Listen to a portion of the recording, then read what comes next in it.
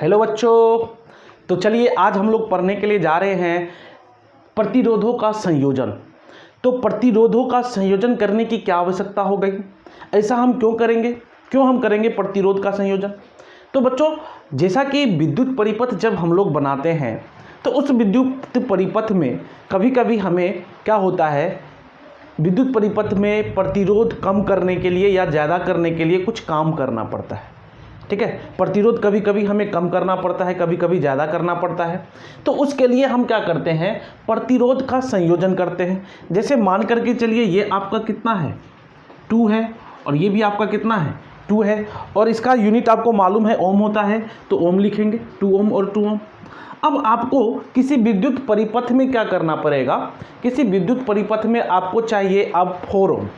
तो हम क्या करेंगे, वहाँ पे हम 4 ओम कैसे लाएंगे, सोचने वाली बात है। दूसरा क्या होगा, अब आपको कहीं पे ये दो आपको क्या है, ये दो आपके पास जो है प्रतिरोध है, और इससे हमको अब उस विद्युत परिपथ में यदि हमें 1 ओम लाना है तो हम क्या करेंगे, तो कुछ काम हम करते हैं। उस काम को करने के बाद बच्चों क्या होता है कि हमारा इस प्रकार के जो है विद्युत परिपथ में प्रतिरोध मिलते हैं, इन दोनों प्रतिरोध को यूज करके। तो उन्हीं के बारे में सीखेंगे आज हम लोग। तो प्रतिरोध का संयोजन क्या होता है, कह रहा है अच्छे से समझो। प्रतिरोध का जो संयोजन होता है उपलब्ध प्रतिरोधों से, यानी कि हमारे पास जो उपलब्ध प्रतिरोध है से इच्छित प्रतिरोध प्राप्त करने के लिए, यानी कि जो जितना प्रतिरोध हमें चाहिए उतना प्राप्त करने के लिए हम क्या करते हैं कि प्रतिरोधों का संयोजन किया जाता है। तो उस केस में प्रतिरोधों का क्या किया जाता है, संयोजन किया जाता है। आपके पास जो भी प्रतिरोध है और हमें जितना प्रतिरोध चाहिए उतना प्राप्त करने के लिए हम क्या करेंगे, इस प्रतिरोध का संयोजन करेंगे। तो संयोजन जनरली किस तरह से होता है, तो जो आपका ये प्रतिरोध का संयोजन है ये जनरली 2 तरीके से होता है, एक श्रेणी क्रम संयोजन और दूसरा क्या है, पार्श्व क्रम संयोजन। तो श्रेणी क्रम संयोजन और पार्श्व क्रम संयोजन क्या होता है, एक एक करके बच्चों हम लोग पढ़ेंगे। जैसे मान के चलो यहाँ पे आपका जो है क्या है 2 प्रतिरोध है और हमें क्या है इससे ज़्यादा यदि चाहिए, तो ज़्यादा प्रतिरोध यदि प्राप्त करना होगा तो हम क्या करेंगे, श्रेणी क्रम संयोजन करेंगे। यदि हमें कम, इस दोनों प्रतिरोध से कम संयोजन, ये कम प्रतिरोध प्राप्त करना होगा तो हम क्या करेंगे, पार्श्व क्रम संयोजन करेंगे। तो सबसे पहले बच्चों हम लोग स्टडी करेंगे किसके बारे में, श्रेणी क्रम संयोजन के बारे में। किन चीज के बारे में, तो श्रेणी क्रम संयोजन के बारे में। चलो देखते हैं। तो बच्चों श्रेणी क्रम संयोजन क्या होता है इसको समझेंगे। तो बच्चों अब हम श्रेणी क्रम संयोजन की बात करेंगे कि श्रेणी क्रम संयोजन किस प्रकार से करते हैं। तो सबसे पहले कह रहा है कि इस संयोजन में प्रतिरोधों को एक के बाद एक क्रमवार जोड़ा जाता है। क्या किया जाता है, जैसे मान करके चलिए एक हमारा ये है, ठीक है, ये प्रतिरोध है, दूसरा फिर प्रतिरोध को क्या करेंगे, हम जोड़ेंगे क्रमवार तरीके से, फिर तीसरा प्रतिरोध को क्या करेंगे, जोड़ेंगे, है ना। इस प्रकार से हम क्या करते हैं, कहा जाता है कि इस संयोजन में प्रतिरोधों को एक के बाद एक क्रमवार जोड़ा जाता है। इस प्रकार से उसे क्या किया जाता है, जोड़ा जाता है। उसके बाद कहता है कि प्रत्येक प्रतिरोध का दूसरा सिरा, यानी कि ये जो प्रतिरोध है इसका जो दूसरा सिरा है, ठीक है ना, अगले वाले प्रतिरोध के पहले सिरे से जुड़े होते हैं। यानी कि ये वाला दूसरा जो प्रतिरोध है उसके पहले वाले सिरे से क्या होते हैं, ये जुड़े हुए होते हैं। इसी प्रकार से यह निरंतर क्या होता है, चलता रहता है। ठीक है, तो ये हमारा क्या हो गया कि हमने तो अभी क्या करा है कि श्रेणी क्रम में संयोजन कर लिया। लेकिन अब हम इसमें यदि क्या करेंगे, बैटरी जोड़ दे, ठीक है, एक बैटरी जोड़ दे, तो ये हमारा कैसा हो जाएगा, इस प्रकार से होगा। और यहाँ पे हम एक कुंजी लगा देते हैं, ठीक है ना, एक क्या करते हैं, कुंजी लगा देते हैं इस प्रकार से, ठीक है। कुंजी लगाने के बाद हम इसे क्या कर देंगे, क्लोज कर देंगे, यानी कि ये जो स्विच है उसे हम दे देंगे। तो उसके बाद जब देने के बाद क्या होगा कि इस बैटरी का जो है करंट प्रवाह होना शुरू होगा। बैटरी का जो करंट है, बैटरी का जो चार्ज है यानी कि करंट है, वे क्या होगा, प्रवाह होना शुरू होगा। तो जब बैटरी का करंट प्रवाह होना शुरू होगा तो यहाँ पे हमारा आई करंट होगा, ठीक है, इससे करंट निकल करके आएगा और क्या होगा कि इस वाले में रेजिस्टेंस में यानी कि इस वाले प्रतिरोध में आई करंट जाएगा। अब देखो इसमें आई करंट जाएगा तो यहाँ पे कितना करंट जाना चाहिए, तो यहाँ पे बच्चों यहाँ पे इस वाले में भी हमारा कितना करंट होगा, आई करंट ही होगा। और यहाँ पे इस वाले में कितना करंट जाएगा, तो इस वाले में भी हमारा आई करंट ही जाएगा। और फाइनली जो है करंट हमारा इस तरह से सर्कुलेट होगा। तो अब आपके दिमाग में आ रहा होगा कि सर हम तो करंट दे रहे हैं और यहाँ भी करंट नहीं घट रहा, यहाँ भी नहीं घट रहा, यहाँ भी घट नहीं रहा, विद्युत धारा यहाँ भी नहीं घट रही, यहाँ भी नहीं घट रही, यहाँ भी नहीं घट रही। तो देखो एक सिंपल सी बात मैं बता रहा हूँ, कोई एक पाइप है, फिर इस प्रकार से है, फिर जो है वे इस तरह से लगातार जोड़े गए हैं। और यदि इस पाइप में इस लगातार जो पाइप जोड़े गए हैं इसमें यदि हम क्या करें 2 लीटर पानी फेंके या डाल दे, तो क्या यहाँ पे आने के बाद पानी की मात्रा घट जाएगी? नहीं घटेगी। यहाँ भी 2 लीटर होगी, यहाँ पे भी क्या होगी, यहाँ भी 2 लीटर पानी होगी। और फाइनली जो पानी निकलेगा तो वे भी हमारा कितना निकलेगा, उतना ही निकलेगा, 2 लीटर ही निकलेगा। उसी प्रकार से जो हम करंट दे रहे हैं यानी कि जो धारा दे रहे हैं, विद्युत धारा दे रहे हैं, ये हर एक तीनों केस में क्या होगा, सेम ही होगा, क्योंकि ये आपका सीरीज में जोड़ा गया है। ठीक है, श्रेणी क्रम में जोड़ा गया है। ठीक है, ये बात समझ में आ गया। तो यहाँ से बच्चों एक बात कह सकते हो, ठीक है ना, यहाँ से एक बात कह सकते हो कि आपका जब श्रेणी क्रम में, ठीक है, जब आपका प्रतिरोध श्रेणी क्रम में जोड़ा होता है तो उसका जो विद्युत धारा का मान होता है नहीं बदलता है। ठीक है, श्रेणी क्रम में विद्युत धारा का मान नहीं बदलता है। तो किसका मान बदलेगा, तो भैया किसका मान बदलेगा, तो देखो हम टर्मिनल मानते हैं, इसे ए मानते हैं और इसे हम बी कहते हैं, इसे हम सी कहते हैं और इसे हम डी कहते हैं। ठीक है, ए बी सी डी कहते हैं। तो अब देखो ए बी सी डी, तो इसके ए पॉइंट और बी पॉइंट के बीच में हम क्या करते हैं कि एक वोल्ट मीटर लगाते हैं। ठीक है, विभवांतर मापने वाला एक हम क्या करते हैं, वोल्ट मीटर लगा देते हैं। फिर हम क्या करेंगे, इस पॉइंट के यानी कि बी से क्या करेंगे, इस सी पॉइंट तक एक वोल्ट मीटर लगाएंगे, है ना, क्या करेंगे, एक वोल्ट मीटर इस तरह से लगा देंगे। उसके बाद फिर इस सी पॉइंट से क्या करेंगे, एक वोल्ट मीटर जो है हम लगा देंगे, है ना, कहाँ तक लगा देंगे, इस डी तक लगा देंगे, इस प्रकार से। तो अब जो हम वोल्ट मीटर लगाएंगे, ठीक है, अब जो हम वोल्ट मीटर लगाएंगे तो इस वोल्ट मीटर का मान क्या होगा, सभी जगह सेम होगा। तो भैया ऐसा नहीं होता है। श्रेणी क्रम में जब हम रेजिस्टेंस 2 पॉइंट के बीच में जो हम वोल्ट मीटर लगा रहे हैं तो विभव माप रहे हैं, तो विभव क्या हो रहा है, हमारा चेंज हो रहा है। यहाँ से 2 बात निकल करके आ रही है। पहली बात क्या निकल करके आ रही है कि श्रेणी क्रम संयोजन में विद्युत धारा का मान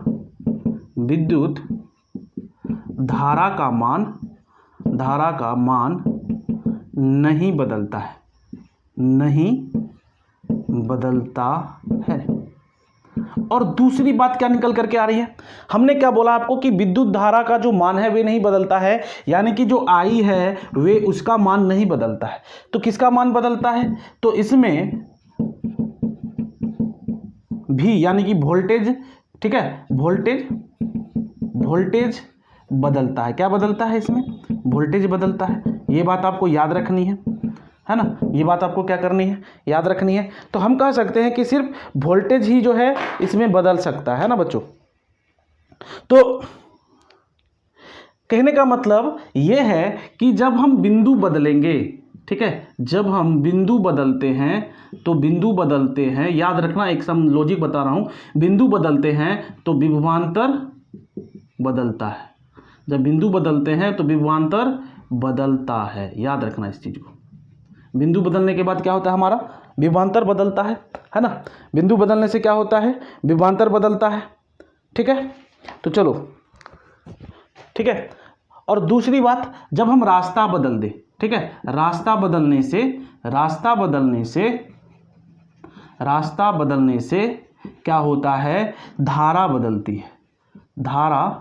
बदलती है, यानी कि जो करंट होता है वे कब बदल सकती है, तो जब हम इसके रास्ते को चेंज कर देते, ये जो है एक रास्ते में नहीं जाकर के कुछ ऊपर जाता कुछ नीचे जाता, तो हम कह सकते थे कि रास्ते को जब हम बदल देंगे तो हमारा जो विद्युत धारा का मान है वे क्या हो जाएगा, बदल जाएगा। तो ये हमारा श्रेणी क्रम संयोजन है, और श्रेणी क्रम संयोजन में जो धारा का जो मान होता है वे क्या होता है, नहीं बदलता है, और हमारा सिर्फ और सिर्फ किसका मान बदलता है, वोल्टमीटर का बदलता है। तो चलिए इससे हम एक डेरिवेशन करते हैं अच्छे तरीके से और अच्छे से समझने की कोशिश करते हैं।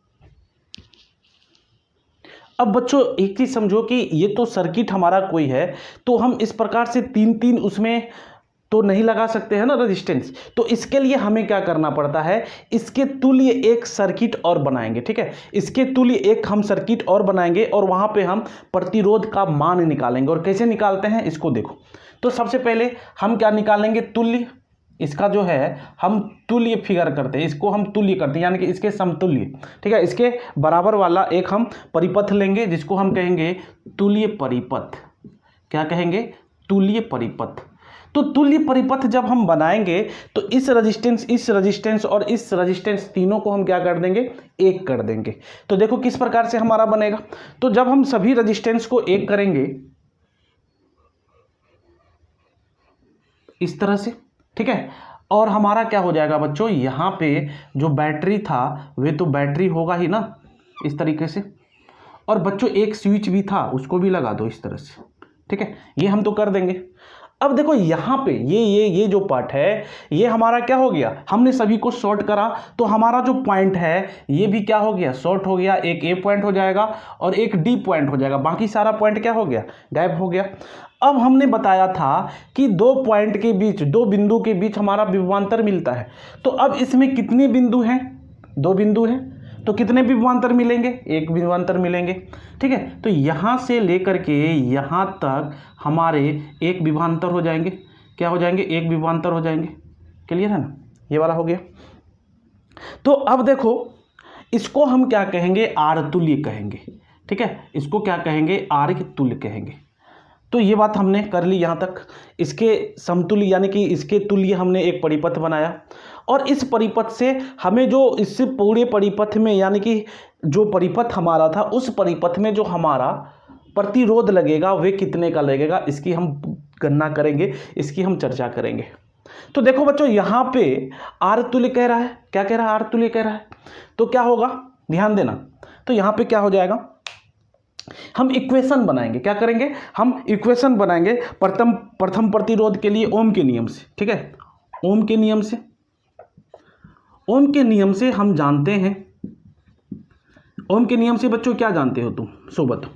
तो ओम के नियम से हम जानते हैं V इक्वल टू क्या होता है, IR होता है कि I इक्वल टू VR होता है, जल्दी से बताओ क्या होता है, I इक्वल टू VR होता है या V इक्वल टू IR होता है। तो याद होगा आप लोगों को, तो V is directly proportional to क्या होता था, I होता था, तो V इक्वल टू क्या होता था, IR होता था। ठीक है, तो ओम के नियम यही है हमारे, ओम के नियम यहाँ पे लिख देते हैं भाई साहब को, V इक्वल टू IR। तो ओम के नियम यदि हम सबसे पहले कहाँ पे लगाए, प्रथम प्रतिरोध के लिए, यानी कि इसमें यदि लगाए प्रथम प्रतिरोध के लिए ओम के नियम से, प्रथम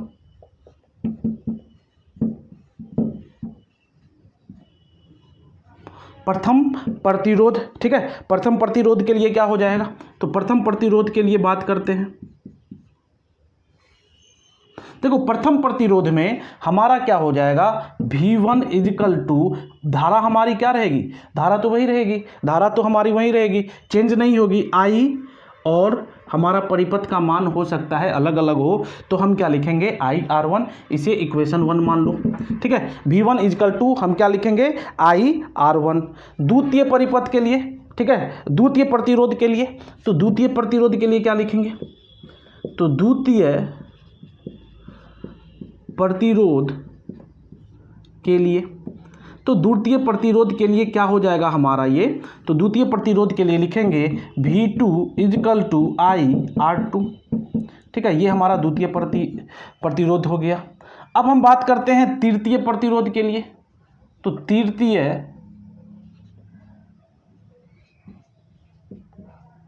प्रतिरोध के लिए, तो तृतीय प्रतिरोध के लिए क्या होगा, अब देखो तृतीय प्रतिरोध के लिए क्या होगा, तो क्या लिखेंगे, तो V3 लिखेंगे। तो V3 इजिकल टू IR3।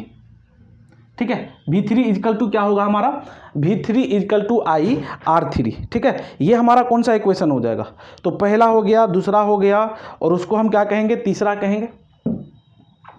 ठीक है, तो हमने 3 इक्वेशन बना लिया। अब चलो आगे देखते हैं। ठीक है, तो अब हम बात करते हैं तुल्य प्रतिरोध के लिए।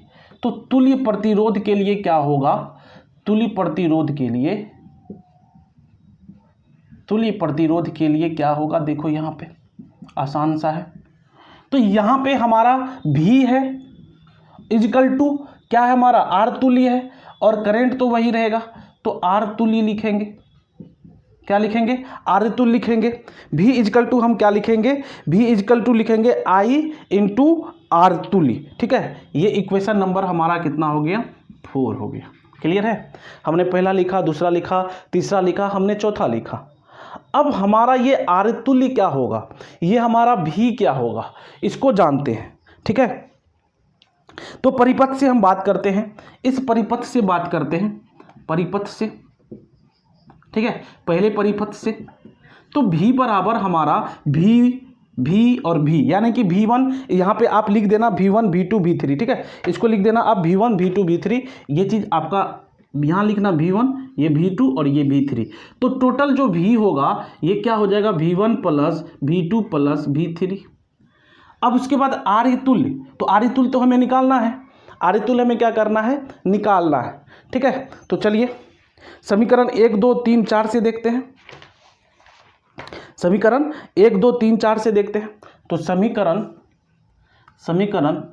1 2 3 और 4 से, समीकरण 1 2 3 और 4 से। ठीक है, तो बच्चों ये वाला फिगर मैं हटा रहा हूँ, इसका काम अब है नहीं।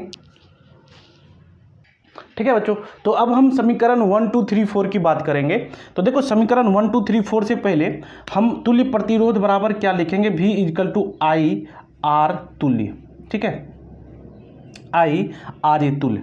अब देखो हम यहाँ से क्या कर सकते हैं, इक्वेशन 1 2 3 की बात करते हैं, तो V बराबर क्या होगा, तो V बराबर हमने बोला कि V1 plus V2 plus V3 होता है। क्या होता है, V1 plus V2 plus V3 होता है। और वैसे V बराबर होता क्या है, तो V बराबर आई आर होता है ना, V बराबर क्या होता है, आई आर होता है।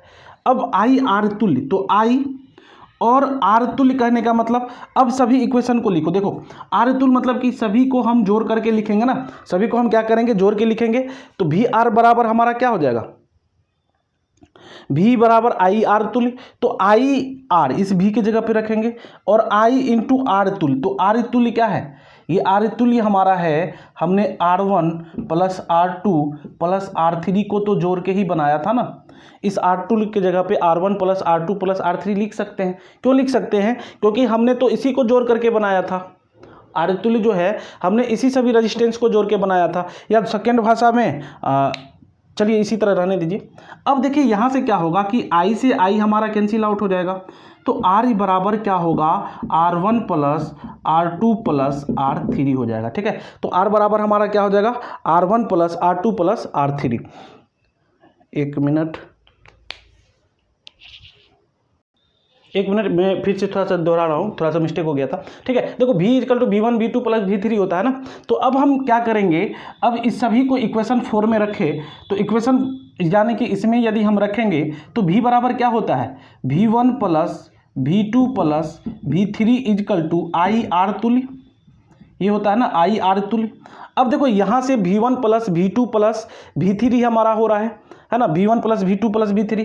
तो देखो V1 कितना है, तो V1 हमारा है आई R1 प्लस V2 कितना है, तो आई R2, V3 कितना है, तो आई R3 है, तो इक्वल टू आई आर तुल्य हो जाएगा। अब यहाँ से आई हमारा क्या होगा, कॉमन होगा, तो R1 plus R2 plus R3। ठीक है, R3 और इक्वल टू क्या हो जाएगा, आर तुल्य इंटू आई हो जाएगा।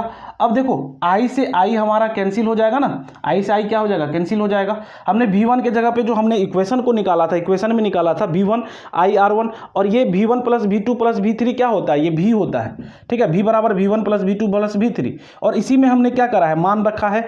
तो V बराबर तो हमने बोला कि आई इंटू आर तुल्य, तो आई इंटू आर तुल्य रखा, और V1 के जगह पे V1 का मान रखा, V2 के जगह पे V2 का मान रखा, V3 के। तो यहाँ से हमारा आई क्या हो गया, कॉमन हो गया, तो ये कैंसिल आउट हो गया। तो फाइनली हमारा हमारा निकल करके आ गया आर्य तुल्य बराबर R1 plus R2 plus R3। यही आपका होता है आर्य तुल्य। किसी भी सर्किट में, किसी भी परिपथ में, विद्युत परिपथ में यदि हमें किस चीज़ की गणना करनी हो, हमें यदि प्रतिरोध की गणना करनी हो कि इसमें कितना प्रतिरोध लगेगा, तो हम इसी प्रकार से उसे कैलकुलेट करके उसके समतुल्य प्रतिरोध को लगा देंगे। ठीक है, तो चलो बच्चों इसको नोट कर लो। अब आगे की कुछ बातों को डिस्कस करते हैं। तो बच्चों अभी तक हम लोगों ने जितना भी चीज़ पढ़ा उनके कंक्लूजन को हम अभी यहाँ पे लिखे हैं और उसको एक एक करके आप लोगों को मैं समझा रहा हूँ। ठीक है, और अच्छे से समझने की कोशिश करना, वही सारी बातें हैं। तो बच्चों हम लोगों ने क्या निकाला, हम लोगों ने आर्य तुल्य निकाला। ठीक है, हम लोगों ने जो आर्य तुल्य निकाला तो वहाँ पर हमारा R1 plus R2 plus R3 था। तो ये तो हम श्रेणी क्रम में जो अभी सॉल्व कर रहे थे, अभी जो हम लोग बना रहे थे, तो वे तो हमारा वहाँ पे सिर्फ 3 ही प्रतिरोध था। हो सकता है 5 प्रतिरोध हो सकता है 10 प्रतिरोध हो सकता है 15 प्रतिरोध हो। तो हम क्या कहेंगे कि यदि हमारा n प्रतिरोध हो श्रेणी क्रम में, n कहने का मतलब 5 भी हो सकता है, 7 भी हो सकता है, 12 भी हो सकता है, 18 भी हो सकता है और 120 भी हो सकता है, जितना प्रतिरोध हो सभी के लिए, तब वहाँ पे आर्य तुल्य बराबर क्या हो जाएगा, आर्य तुल्य बराबर क्या हो जाएगा, तो R1 plus R2 plus R3 और डॉट डॉट Rn, यानी कि 5 है तो हम लगातार 5 बार जोड़ेंगे R3 R4 R5। यदि यानी कि हमारा जो है प्रतिरोध 7 है तो हम 7 बार R1 R2 R3 R4 R5 R6 R7 जोड़ेंगे। ठीक है, तो ये हमारा पहला, ये चीज़ आपको लिख लेना है, नोट कर लेना है। अब देखो इनसे जो इन अभी तक ने हम लोगों ने जो पढ़ा उनसे जो कंक्लूजन निकला, तो सबसे पहली बात कह रहा है कि सभी प्रतिरोधों में प्रवाहित विद्युत धारा समान होती है और विभवांतर क्या होते हैं, भिन्न भिन्न होते हैं। मैंने आपको बताया था कि जो आपका इस तरह से जोड़ा हुआ हो, ठीक है, तो इसमें जो करंट जाएगी वे क्या होगी, वे सभी जगह पे क्या होगी, बराबर होगी। ये बात मैंने बताया। और उसके बाद क्या बताया, इस दोनों के बीच के, इस दोनों के बीच के, इस दोनों के बीच का जो वोल्टेज होगा जिसको हम विभवांतर कहते हैं, ये हमारा क्या होगा, अलग होगा। तो वही बात यहाँ पे लिखा गया है कि सभी प्रतिरोधों में प्रवाहित विद्युत धारा, ठीक है, सभी जगह जो विद्युत धारा होगी वह क्या होगी, समान होगी और विभवांतर क्या होंगे, भिन्न भिन्न होंगे। अब अगला बात क्या लिखा गया है बच्चों, तो अगला बात देखो क्या लिखा गया है। अगला बात कह रहा है कि तुल्य प्रतिरोध का मान, तुल्य प्रतिरोध जो हम बनाए थे उसका मान संयोजन में जोड़े गए प्रतिरोधों में सबसे बड़े से भी अधिक होते हैं। तो जैसे मान करके चलो हम एक लेते हैं 2 ओम का, एक लेते हैं 4 ओम का और एक लेते हैं 3 ओम का, ये 3 प्रतिरोध हम लेते हैं और कहा जाए कि इसका जो है आप आर्य तुल्य निकालिए। तो आर्य तुल्य जो होगा वे हमारा क्या होगा, R1 plus R2 plus R3, यानी कि कहने का मतलब 2 प्लस 4 प्लस 3 ओम। तो ये हमारा कितना हो जाएगा, 4 3 7 9 ओम। ठीक है, तो आर्य तुल्य जो निकलेगा, तो जितने भी प्रतिरोध दिए गए हैं R1 R2 R3 जो भी प्रतिरोध दिए गए हैं उनसे हमेशा वैल्यू क्या होगा, उनसे हमेशा वैल्यू उसका ज़्यादा होगा। ठीक है, और लास्ट पॉइंट को डिस्कस करते हैं। तीसरा पॉइंट है V इजकल टू IR, यानी कि श्रेणी क्रम संयोजन में हमारा यदि I क्या हो जाए, नियत हो जाए। ठीक है, I जब नियत हो जाएगा तो V e directly proportional to क्या हो जाएगा, R हो जाएगा।